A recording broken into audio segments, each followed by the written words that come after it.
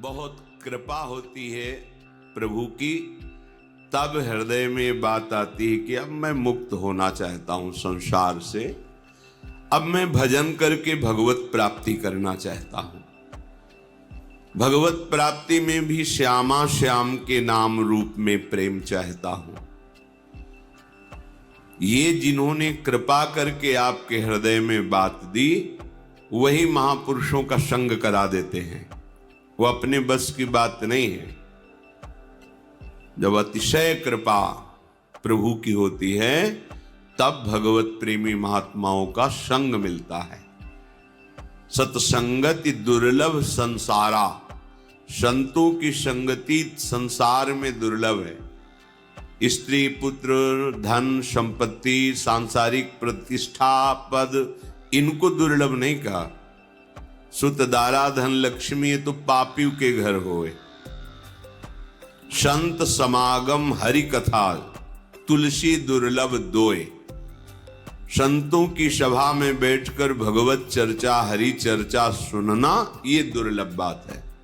सत्संगति दुर्लभ संसारा, महत् सत्संग बड़ा दुर्लभ है। जो प्रभु के चरणों के सिवा अन्य कोई चिंतन नहीं, अन्य कोई चाह नहीं, अन्य कोई वार्ता नहीं, अन्य कोई संबंध नहीं, उसे महत्पुरुष कहते हैं। एकाकार वृत्ति अपने इष्ट में, सा महात्मा सुदुर्लभा। ऐसे भगवत प्रेमी महात्माओं का संग मिल गया तो कह रहे हैं श्रुतो, सुनो, ध्यान देकर सुनो, मनन करो और उसको अपने हृदय में उतारो। हृदय में मन बुद्धि चित्त अहंकार को जैसी आज्ञा हो रही वैसे ही चलाओ। मन बुद्धि चित्त अहंकार के अनुसार मत चलो। क्यों? विदन्नपि स्वार्थ विधाति सर्वम हा धिंग ना वृंदावनाश्रयामि। तुम वृंदावन में आए हो, प्रिया प्रीतम का कृपा प्रसाद मिला है, संतों का संग मिला है, तो जो सुन रहे हो उसे बहुत कीमती बात मानकर सुनो। इससे कीमती कोई बात नहीं है। पर हम क्या करते हैं, उस बात को मानते नहीं हैं। तो सुन भर लिया और सुना दिया, माना नहीं तो पर्यो प्रवाह काल के कदापि छूटी है नहीं। काल प्रवाह से केवल सुनो और सुना लेने से नहीं, उसका मनन करके आचरण में उतारने से होता है। तो तुम जो मनन नहीं करते, आचरण में नहीं उतारते, वो स्वार्थ विध्वंसी भगवत कार्य बिगाड़ने वाले आचरण आपसे छूटते नहीं हैं।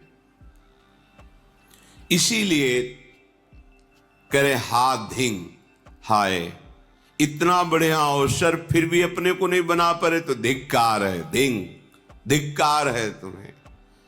प्रभु ने तो इतनी सुंदर कृपा कर दी, मनुष्य शरीर दिया, वृंदावन का परिचय मिला, संत समागम मिला, नाम सुनने को मिला, फिर भी तुम अपने आचरण नहीं बदल रहे, अपना स्वभाव नहीं बदल रहे, अपनी चाहत नहीं समझ रहे कि तुम्हारी चाहत क्या है।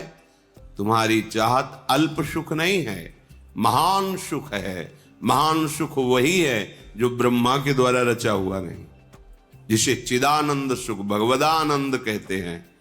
उस सुख की तुम्हारी चाह है, पर खोज दुखालय के भोगों में है। तुम चिदानंद मार्ग जानते ही नहीं हैं, इसीलिए उधर भटकते चले जा रहे हैं। तो यदि हमें सत्संग सुनने को मिला फिर भी सुधार नहीं हो रहा, तो धिक्कार है हमारे जीवन को। हा धिंग, क्योंकि तुम आश्रय नहीं ग्रहण कर रहे हो। आश्रय ग्रहण किए होते तो तुम वचन का तिरस्कार नहीं कर सकते, आज्ञा उल्लंघन नहीं कर सकते। नाटक करने वाला आज्ञा का पालन नहीं कर सकता, और जिसने हृदय से स्वीकार कर लिया इष्ट भाव, गुरु भाव, परमार्थ भाव, भगवत भाव, वो कभी स्वप्न में भी आज्ञा का उल्लंघन नहीं करेगा। आज्ञा समन सुसाहब सेवा, ये जो बाहरी बातें हैं इन पर ध्यान न दीजिए। जिससे तुम्हारा काम बनना है वो तो तुम बिगाड़ने वाला काम कर रहे हो।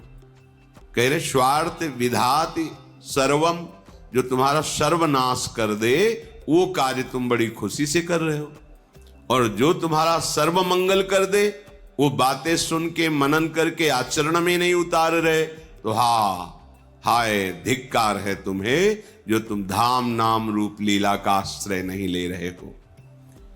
ये तो हुई प्रेम की बात। अब कह रहे हैं यदि तुम्हें प्रेम नहीं चाहिए तो इतना तो समझ लो कि तुम्हारा कल्याण